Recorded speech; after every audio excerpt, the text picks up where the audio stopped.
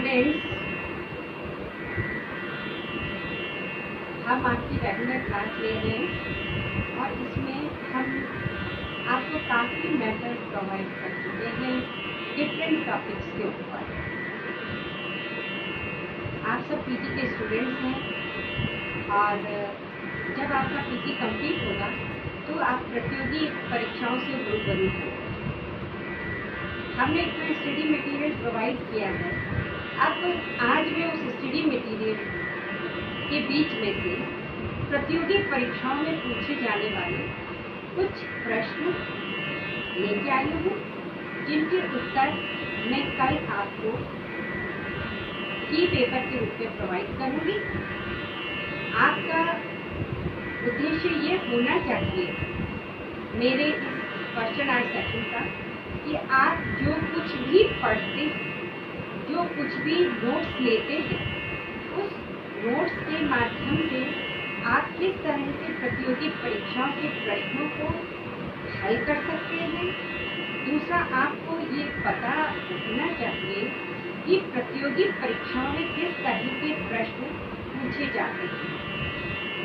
UGC, JRF, net की परीक्षा उत्तीर्ण करना, फिर सेट, इनकी परीक्षाओं को उत्तीर्ण करना, इसी तरह से स्कूल लेवल में जूनियर लेक्चरर है ना, उनके एग्ज़ाम्स को कंडक्ट जो करवाती है आपकी, उनको फेस करना, ये सब आपका एक एम होना चाहिए। आप पीजी करने के साथ में अपना ये उद्देश्य लेकर चलें कि जब आपकी पीजी की पूरी डिग्री कंप्लीट हो, उसके साथ ही आप क्लास में पोजीशन तो लेके आए ही आए, लेकिन इस अर्थ प्रधान युग में अपने लिए कुछ रोजगार का भी बंदोबस्त कर सकें।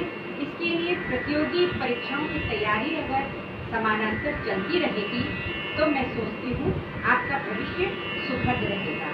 तो मैं आज आपके लिए कुछ क्वेश्चन आज बना के लेके आई हूँ, जो आपने टॉपिक्स अभी तक पढ़े, हमारी कंटिन्यूस जुलाई माह में क्लास चल रही है, उसी के ऊपर बेस कुछ क्वेश्चन पेपर में लेके आई हूँ। आप इनको अपनी तरह से सॉल्व करने की कोशिश करेंगे। जहाँ समझ में नहीं आए दिमाग पे जोर डालें। अपना व्हाट्सएप ग्रुप बना हुआ है, उस पर आप उससे कांटेक्ट कर सकते हैं। और फिर भी कुछ समझ में नहीं आता है तो कल मैं आपको इनके उत्तर की पेपर के रूप में प्रोवाइड करूँगी, ठीक है। तो मैं आपके लिए अपने क्वेश्चन पेपर सेंड करती हूँ यूट्यूब पे, और बहुत धैर्य के साथ इनको सॉल्व करने की कोशिश करें।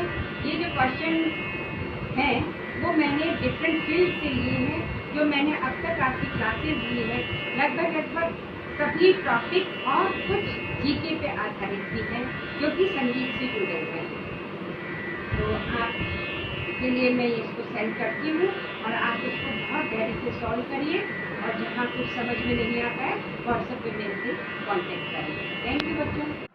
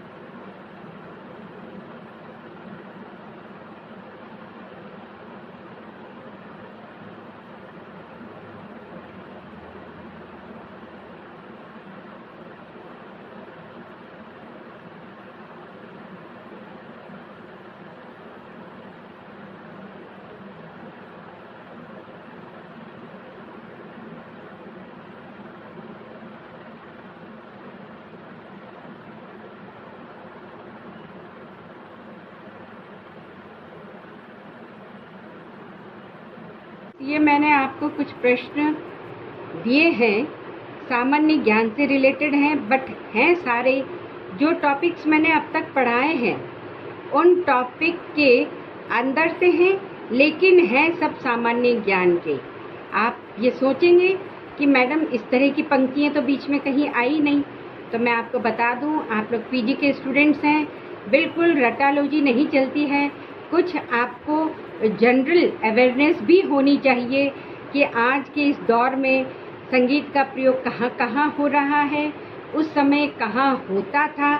जैसे कि एक एग्जाम्पल लेती हूँ, मैंने आपको टॉपिक पढ़ाया था धर्म और संगीत। अब आप कहेंगे कि ये तो ऐसे टाइप का टॉपिक था, इसमें से कैसे प्रश्न उत्तर बन सकते हैं। लेकिन बच्चों, जो आपकी प्रतियोगी परीक्षाएं होती हैं उसमें इसी तरह के टॉपिक्स में से ही छोटे छोटे प्रश्न बनाए जाते हैं और आपसे पूछे जाते हैं। जैसे संगीत से संबंधित वेद कौन था। हमने आपको धर्म और संगीत का जो टॉपिक लिया था, मेरे ख्याल में पिछले वीक में लिया था हमने, उसमें हमने पूरी धर्म और संगीत की सारी व्याख्या की थी।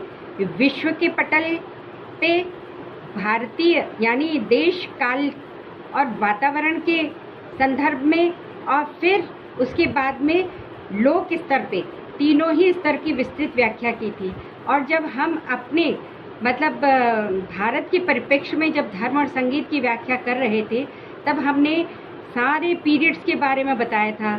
क्या कि कैसे वैदिक काल में धर्म संगीत से जुड़ा हुआ था, पुराण काल में धर्म और संगीत का क्या संबंध रहा, फिर मध्यकाल जिसको हम भक्ति काल कहते हैं साहित्य में और संगीत में भी, उसमें संगीत का धर्म से क्या संबंध रहा, फिर आधुनिक परिप्रेक्ष्य में संगीत का धर्म से कहाँ और किस विधा से संबंध जुड़ा हुआ है, क्योंकि अभी तो ये वैश्वीकरण का युग चल रहा है और एक संक्रमण का दौर भी चल रहा है, जिसमें पाश्चात्य संस्कृति से हमें हमारे संगीत को संक्रमित होने से बचाना है। और जो आध्यात्मिक धरातल या आध्यात्म या धर्म जो हमारे भारतीय शास्त्रीय संगीत की एक अनमोल धरोहर थी, जिसकी वजह से वो विश्व संगीत में अपना एक अलग स्थान रखती है, तो उस संदर्भ में आज कौन कौन सी विधाएं बची हैं जो कि धर्म से संगीत का गहरा संबंध बताती हैं। इस तरह से यूजीसी में, नेट के एग्ज़ाम्स में, सैट में प्रश्न आते हैं। जैसे वर्तमान संदर्भ की बात करें तो क्या है भाई, हवेली संगीत, ध्रुपद विधा जो है वो धर्म और संगीत का बहुत गहरा संबंध बताती है। इसी तरह से कीर्तन जो कि लोक संगीत में प्रचलित है ना, उसमें भी धर्म और संगीत का गहरा संबंध है। अब वैदिक काल की बात करें तो कौन सा वेद संगीत से जुड़ा हुआ था, तो सामवेद संगीत से जुड़ा हुआ था। फिर मध्यकाल की बात करें तो उसमें इस तरह के प्रश्न भी बन जाते हैं कई बार कि भारतीय संगीत के इतिहास में वो मध्यकाल का नाम लेके भी पूछा जा सकता है, या वो कौन सा समय था जबकि सर्वाधिक धर्म और संगीत एक दूसरे के निकट आ गए थे।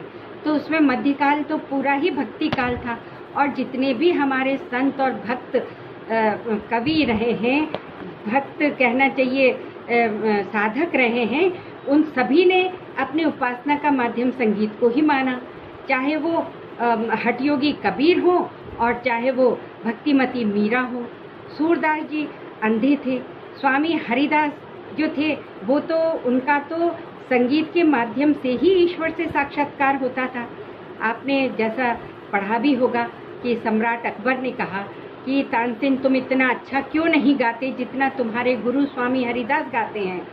तो तानसेन का क्या जवाब था? तानसेन ने यही जवाब दिया कि हुजूर, मैं आपकी आज्ञा से गाता हूँ और मेरे गुरु उस परमात्मा के लिए गाते हैं, इसलिए उनके संगीत में जो बात है वो मेरे संगीत में नहीं। आप चैतन्य महाप्रभु का उदाहरण ले सकते हैं, जो कि कीर्तन करते हुए, करताल बजाते हुए जंगल में निकलते थे और शेर, भालू जैसे जो खूंखार जंगली जानवर थे वो भी मंत्रमुग्ध होके उनका सुनने लग जाते थे। तो एक कहने का मतलब ये है कि इस प्रश्न उत्तर के सेशन में मैं आपको यही बताना चाहती हूँ कि कोई भी विषय ऐसे यानी निबंध से रिलेटेड नहीं है। निबंध भी है बट उसके अंदर प्रतियोगी परीक्षाओं के प्रश्न भी जुड़े हुए हैं। तो आपका जब इनके साथ में स्टडीज से जुड़ाव होगा तो आप उसकी गहनता में जाएंगे और इन छोटे छोटे बिंदुओं को पॉइंट आउट करेंगे। आपका अपने आप ये प्रश्न उत्तर का सेशन आप अपने आप करेंगे। जैसा मैं बता चुकी हूँ आपको, जहाँ कहीं भी आपको समझ में नहीं आए, व्हाट्सएप ग्रुप में मुझसे कांटेक्ट करें और नेक्स्ट क्लास में हम इसकी उत्तर पत्र प्रोवाइड करेंगे।